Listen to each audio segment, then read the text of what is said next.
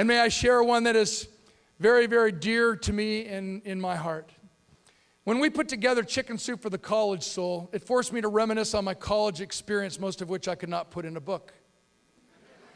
And this experience kept bubbling to the surface. I had to put it in the book. I've shared it all over the world. First day of chemistry class. Now, I'm a dumb football player. My cholesterol count's higher than my SAT scores. I know I'm going to flunk chemistry, guaranteed. Think about the individuals. Mr. and Mrs. Bahen? How do I say his name? Please, Sue. Bayen. Gosh, you'd think I'd know that, but now you'll know why. He talks about, he got through high school. The 3 years I was a junior almost killed the faculty too, man, wherever you're sitting. I relate. I was not on the honor roll every time. One time I came home with a report card, had 4 F's and 1 D on it. My dad's response, son, looks to me like you're spending too much time on one subject.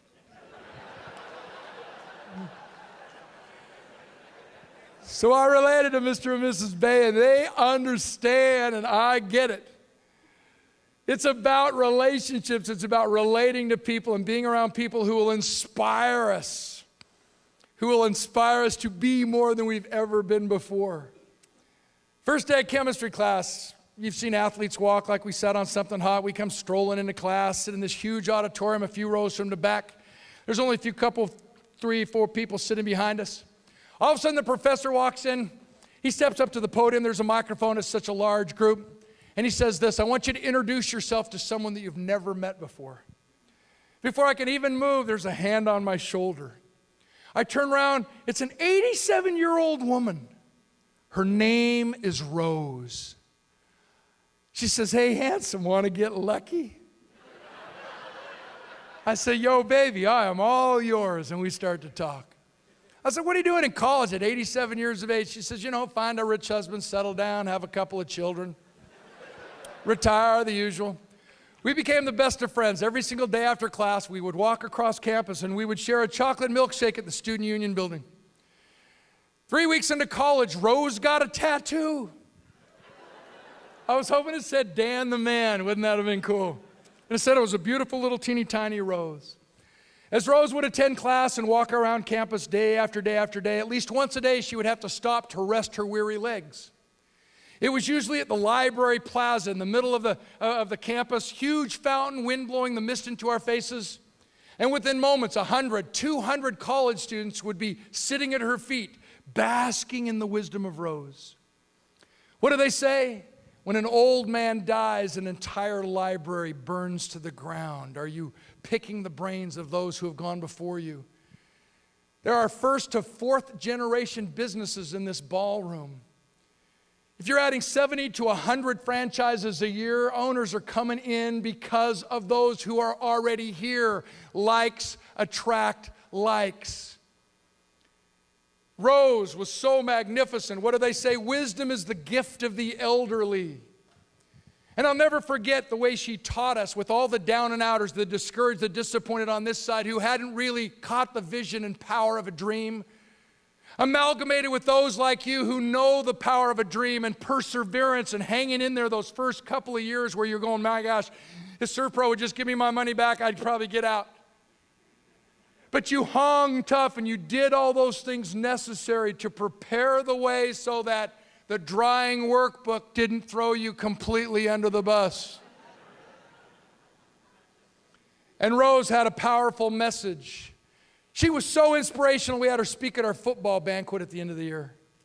Visualize Rose. Visualize Bette Midler at 87, the big giant hat. And I introduce Rose, and she steps up to the podium at our football banquet. She is so nervous, she starts to shake. She drops her speech. 3x5 cards go all over the floor. And in that moment in time, Rose taught us the lessons of leadership, the lessons of growing relationships, and the power of the law of attraction. With her speech all over the floor, Rose did not react. Rose responded. When a physician gives us medication, we have a reaction. That's negative. But when a physician gives us medication, we have a response. It's assimilating into our bloodstream. We're getting better. It's a positive versus negative. It's a control versus out of control approach to living. With her speech all over the floor, Rose reminded us that adversity introduces us to ourselves. With her speech all over the floor, Rose reminded us that no one will ever know how good we can become until we are stretched. No confusion in my mind why the two of you are such powerful partners which will remain forever. Carpe diem with humor, seize the day with a good laugh. The other day, my mom's on the front row, bless her heart, 80 years old. She hasn't heard me speak for so long, I wanted to honor her. I introduced her to the crowd, they all cheered. And I said, my mom at 80, she's still inspiring me. She goes to the doctor, gets a physical examination. The doctor says, Ruby, I think you ought to exercise more. So she signed up for an aerobics class for seniors. And sure enough, she bent over, jumped up and down, twisted and turned, sweat like a pig for over an hour. But by the time she got her leotard on, the class was over.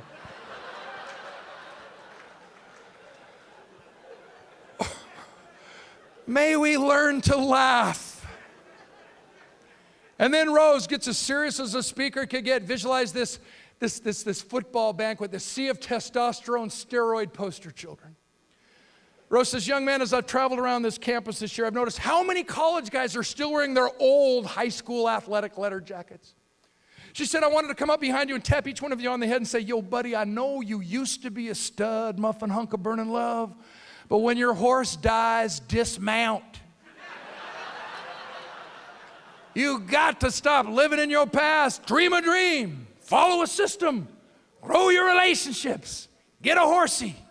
Giddy up. Rose completed and concluded her speech by sitting down at the piano and playing that magnificent ballad called The Rose I Wish I'd Written, made famous by Bette Midler. A few weeks later, Rose made her dream come true. Never underestimate the power of a dream. Rose walks across that university stage to receive that university diploma, making that lifelong dream a reality. And 2 weeks to the day, knowing in her heart of hearts that she had run the race, that she had won the fight, that she came to earth and basically sang every song that she had written and did not die with her music inside of her, with a commitment to grow her relationships based on the power of a dream. And so she could tell her story, leave everybody else saying, I like me best when I'm with you, I want to see you again. So now we all tell her story. Believing that she had accomplished everything that she could possibly accomplish while she was on this earth, Rose passed away peacefully in her sleep. And over 2,000 college students attended her funeral to pay tribute to this amazing human being who never did anything famous. She never made a lot of money. She was never franchisee of the year. She just made everybody else around her better. And I guarantee, had she been a franchisee, she would have been up on this screen today.